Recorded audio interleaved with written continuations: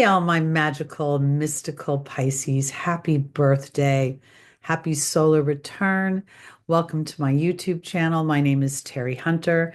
I'm an intuitive astrologer, tarot card reader, psychic, spiritual teacher, and healer. And I'm here to do your March 2025 monthly love and money tarot card spreads.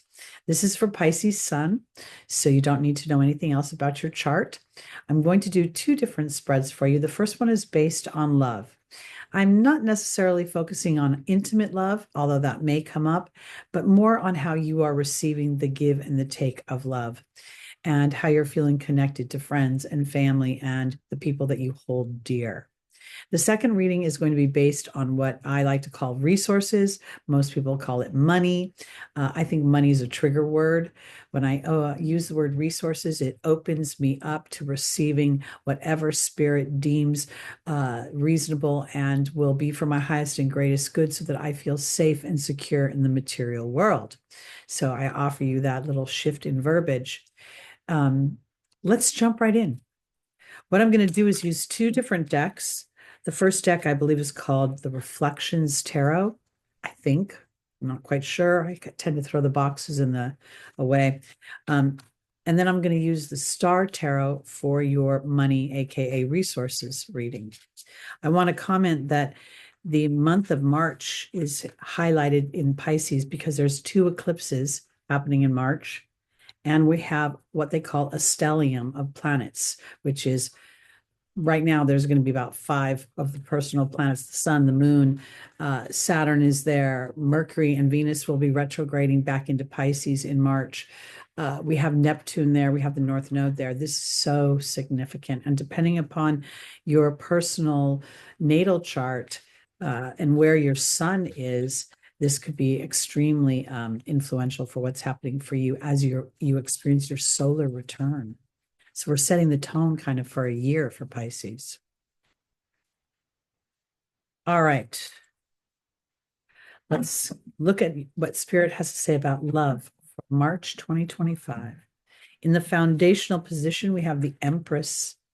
In the opportunity and or the obstacle, we have the Fool.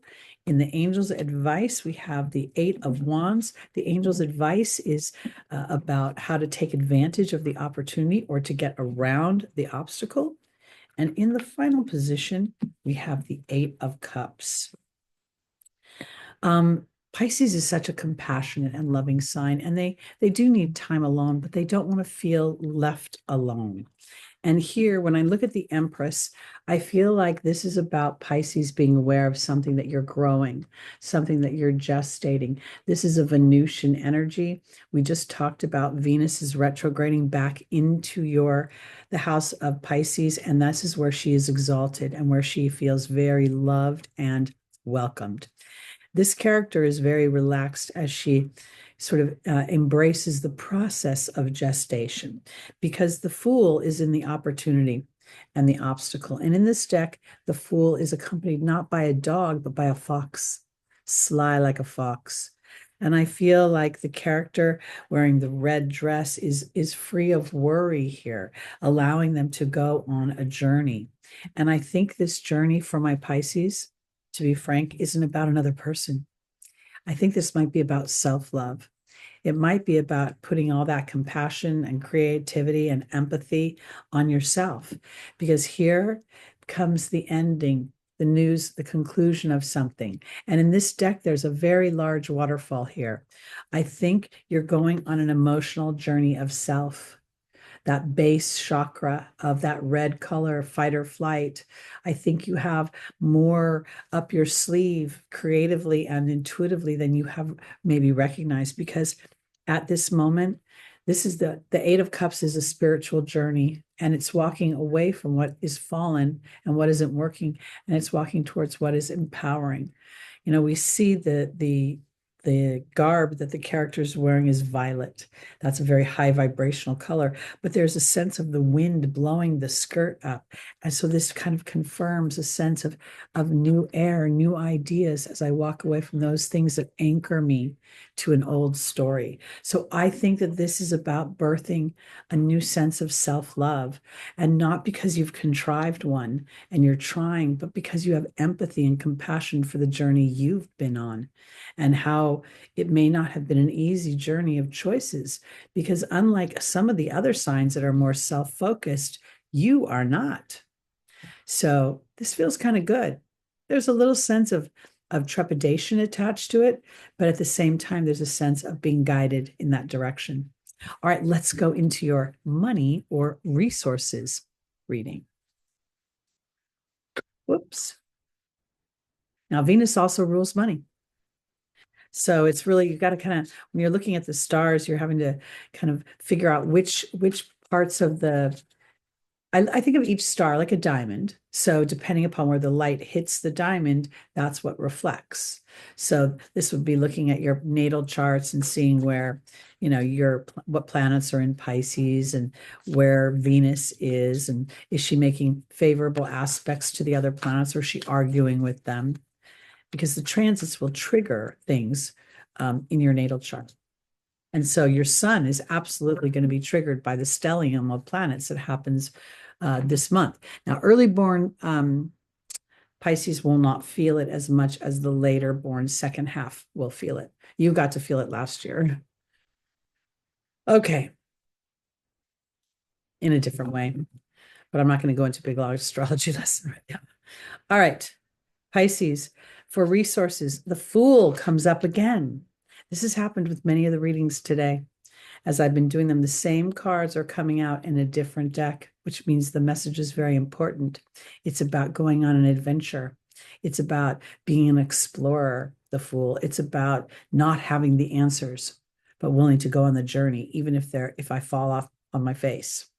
The opportunity or the obstacle is the Ten of Wands, making things harder than they have to be, because you could feel like you're by yourself on this journey. We have the Nine of Pentacles, which is a very nice, lovey energy of making resources and money and a sense of bounty, and that things will flow for the self. That's nice. And then we have the Ace of Cups. For my Pisces, there's something you're doing that's going to start a new adventure for making money. And it could very well be that the crocodile in the water refers like ancient history, emotional ancient history to me. And then I see the way the Fool is dancing, and that the moon is sitting prevalent behind him. I mean, it's where he's following his heart. He's following his emotional body. He's almost willing to walk through the fears of yesteryear of the crocodile and adventure somewhere he's never been before. Now, interestingly, I think you're being protected right now.